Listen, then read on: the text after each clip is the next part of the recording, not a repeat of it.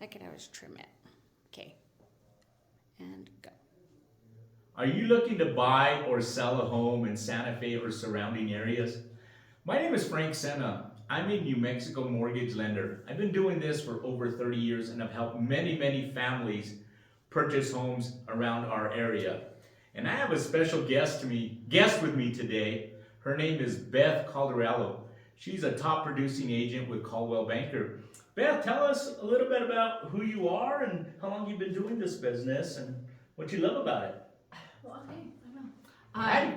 how are you? I'm great. I'm Beth Caldarello. I work with Coldwell Banker Mountain Properties. I've been with Coldwell Banker since I started. I started in 2016, and previous to that, I worked in film and television for many years, and moved here from Los Angeles in 2014, around there. So I've been in the Santa Fe market for over about 10 years, 11 years, and really love doing real estate. Actually, it was something that I didn't ever think I would do, and in fact, I think at one point in my life I was like, I will never be a realtor. Truly, I'm not joking. I think I said it out loud, and of course when you say things out loud they come true usually. Yeah. So they push you towards it. So anyway, I started thinking about all the things that I like doing, and wanted to be in Santa Fe, wanted to ground here, and thought about this and started doing it, and I actually really love it. It fully fits all the things that I enjoy about work, which is not having a set schedule, working with people, getting people through transaction, helping people. I love design and architecture, and I mean, we have that abound here in so many different ways. Even though it's a lot of brown, it is definitely unique and interesting, and there's so many challenges and interesting things to do at a transaction. So it's constantly exciting and new and different and challenging and solving problems, and so I love it. Definitely. To answer your question. Well, I want to ask you a few questions, Sure. if that's okay. Sure. I'd like to, let consumers get to know you a little bit better. So, give me some strategies you use consistently, not only to attract buyers but sellers in the current market. So, and this is sort of a theme, and it might come up again, but to me, I like what I do.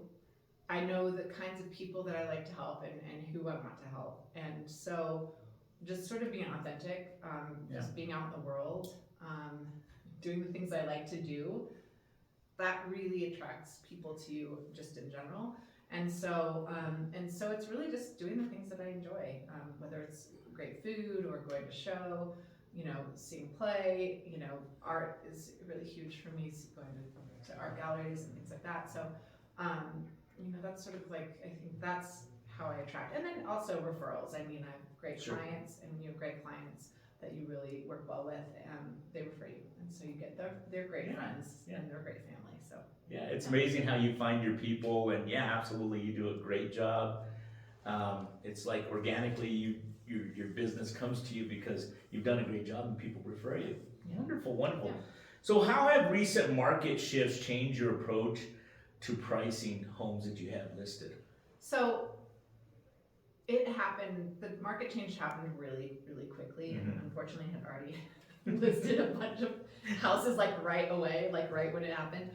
And so really, what people are, it's like any market, right? It's like art, it's like anything where whatever somebody's gonna pay for it, that's what it's gonna be, right? Right. It's hard to talk to sellers about value because there's emotions involved in how much time people have spent loving their home, living their home, renovating their home, all the things that they've done to put their energy into this space, and then for you to come back and say, well, last year it might have gone for this in 5 minutes. This year we're going to have another conversation. It's a little bit different this year. And one of the strategies when it is a market like this is when you're listing a house, you're looking at what's listed. You're not really looking at comps anymore. You're looking at, you are, just for reference, but you're really looking at what's listed, and you're looking at how to be competitive because you want your house to be sold first. Sure. And also, it's just a different mind. It's a mind shift basically, and so helping your clients get to that space. I love the fact that you really try to work and educate your clients and Yeah. let them know what's happening in the market. Yeah, And things shift, right? Yeah, and this is a time too where you also might have to take people to see other houses, what's sitting, what's not sitting, Yeah. what's gone really quickly and why. Yeah. How do you stay informed yourself about trends and changes in your market, and how do you leverage this information to pass that information on to clients? So, so I'm gonna be president of the Santa Fe Association of Realtors next year, That's right. which Welcome. means I get to do Congratulations. a lot of learning. Yeah. And a lot of going to places and hearing people speak about trends in market and what's going on, Yeah. politics, all of the things. So Sure. I mean, that really helps me, and that's how I sort of call my information, that and this local newspaper and state politics and things like that, Mhm. knowing what's happening in our communities, so that I can talk to my clients. Like, for example, the VA loans, we've kind of talked about this, right? Yeah. So when sort of all these real estate trends started changing with our documents and how we had to do business, Right. and one of the things was it was potential that buyers would have to pay their buyer brokers, and VA loans were not allowing that. That was actually permitted, right? You couldn't do that.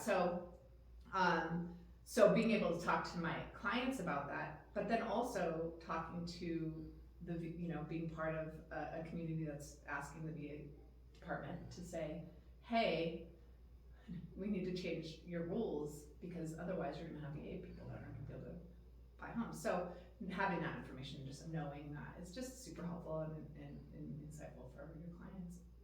And being able to talk to you. Totally, and the fact, totally, and the fact that you're going to be president of the Santa Fe Association of Realtors, and you've been involved with them for quite some time. I think that's critical because you're in the know, and sometimes you have to travel to Washington or the Boston meetings and things like that, and you have people around you, your peers basically, and that's all information, right? You've got to keep up to speed with what's happening in the market. So I love that part. How do you approach online and social media marketing to reach both buyers and sellers, since social media and getting things online is the way we do a lot of our business right now? How do you do that? So I hired a full-time assistant. Her name's Beth Purnell, and she's like the most amazing human. So shout out to Beth. But so for a very long time we were doing our own personal, social media, which getting on camera is very difficult because I hate doing it. So, but again, I think I said earlier, like I'll probably say this again, authenticity is so huge to me because I really do think that's what people want. They want somebody who's authentically themselves, and they want to be around people that are authentically themselves. And so, and it's actually just way easier for me to be authentic than try to be someone else. So, and it's not as, it's more fun to just be yourself and goofy and do whatever you can do. But, so that's, my approach has been constantly trying to be as authentic as possible. Now, I've just recently hired a social media person because it just really takes away, that's the thing we drop when we're busy. So, so we have someone now, and it's for my team, which involves myself and Blythe, obviously, and then Rachel Roseberry and Jeff Pomeroy. And so that is a little bit more sort of, there's some authenticity within it, but then there's also just a little bit more of like that sort of normal social media, blip of like, we're doing this, we're doing this, we're doing this. So informational, I think is really helpful. I think people really respond to that. Yeah, I agree with you. I mean, I don't think social media, YouTube, different platforms that are out there are super important. You may be actually looking at this video right now, and it could be 1 a.m. that you're watching it, right? It's true. Once you put it out there, it's always out there. But the fact that you're authentic and people get to know you with social media, but you also said you also try to put information out there that's educational and informative, so consumers can get some of those answers, because consumers at 1 a.m. Absolutely. When you can't sleep. When you can't sleep, you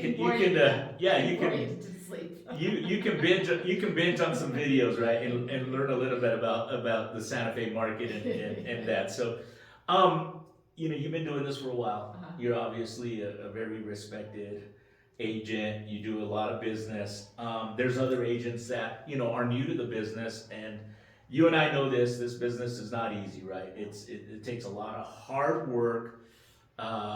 We don't really have a time clock. We're working all the time. It's really hard. What common mistakes do you see agents making that can hinder their growth with both buyers and sellers? Anything that you see that stands out, especially for those new agents that are out there getting going, that maybe just started? I think when you're not patient, Hmm. and you have to realize that this is a long game and not a short game, you can be successful in a short period of time, but I think um, the time that you spend sort of thinking about what it is you want, thinking about how you want your business to look, thinking about, I mean, there's so many tools to look at. There's so many. I mean, you could spend years just sifting through like all the CRMs and all of the, social media apps and like Sure. everything. I mean, there's a daunting amount of information out there that is really hard to sift through. But if you have, a good mentor, somebody who can mentor you, someone who can, coaches, it sometimes can be great just to help you kind of figure out what you want to do, because it not necessarily like, don't go door knocking or do this, really like help you write down what it is you want to do, how you want to do it, what kind of clients you want to have, Yeah. what your strengths are, what your weaknesses are, and really think about that and be patient and spend the time and really just be focused on what you want. I think people get real angsty and frustrated that they're not getting all the clients right away. Immediate results, right? Like I farmed to these 12 places. Farming's fine, and it works occasionally. It does, but it's not the way that you necessarily build your business. You have to be involved as well. You can't just like throw, postcards out there and think you're going to get 10 people that are going to call you. Yeah. Because that's probably not going to happen. So I think setting really good expectations for yourself. Realistic. And realistic expectations, Yeah, I love that. I agree with you. Realistic expectations. Having a mentor, I think, is critical. Getting coaching is critical.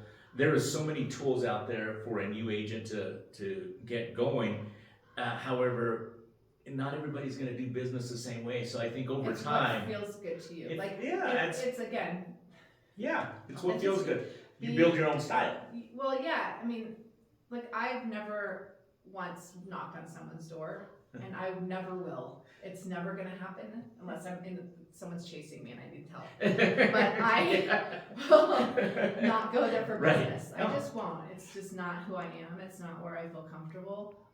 That's not the type of person that I am. And so any of those tools that you might see out there in social media or on like, Ninja or whatever it is, it's kind of also like religion or spirituality to me. It's the same thing. It's like I call from all the different places the information or interesting things that I think are valuable to me or that would make me feel good about doing my job that way. Or, fits with your style. Yeah, fits with my style. So, absolutely. Yeah. Wonderful. So, what's one habit or skill you've developed that you believe contributes most to your success? Hiring people that are amazing. Hiring people. Being supported. Being able to delegate makes my life more successful, for sure. I think when you start, there's a point where you get to that you're like, oh, this is great. Maybe in your business where you're like, I'm doing great and I'm making a lot of money. And some people want that, that's what they want. They're sort of just like, I know someone who's like, I want to do 10 transactions a year, or I want to do this amount much money a year, and that's sort of where they're at. And for me, I enjoy like the building part of it. So that's also like exciting to me. Mm-hmm. So like being able to build and build and build. And it's not even necessarily about the money, because once you start building, you have overhead. So it's not like you're making a ton more money, but you are bringing in people and helping people succeed and giving someone a job. I mean, it's kind of fun. That's the fun part for me. So delegating, having somebody there for me that, hiring a social media manager, like doing those things is sort of what has contributed. And you probably do some mentoring along the way with that. And like you said, that's great because you're bringing people into your business, you're showing them how to be successful, and along the way they're growing also, just like your business is growing. And I think just having an attitude of, you know, being positive. Trying really hard, waking up every day and being like, today is going to be a great day. This is gonna be a great day. Gonna be a great day. Well, this has been great. Let's kind of wrap it up. Do you want to give us maybe some closing comments? And if somebody's interested in buying or selling, how can they get a hold of Beth Caldarello? Well, 1-800 no. Yeah, I mean, I'm online. I'm at bethcaldarello.com. That's my website. And you probably can't spell that because it's a very long name, but it's my first name and last name. I'm sure it'll be on this video. .com. So that's how you can get a hold of me. I'm also with Coldwell Banker Mountain Properties in Santa Fe. That's another way. And I would, we love working with everyone. So I have some statuses and things like that, like luxury, and I do first-time home buyers, and I love working with interesting clients that need interesting things. So. That's wonderful, wonderful. Well, I hope this video has been really informational and valuable for you.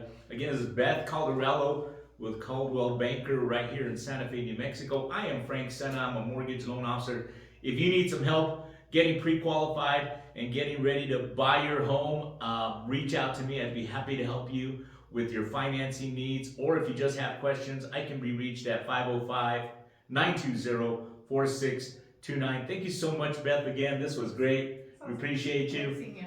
And we'll see you soon. Thank you. Bye-bye.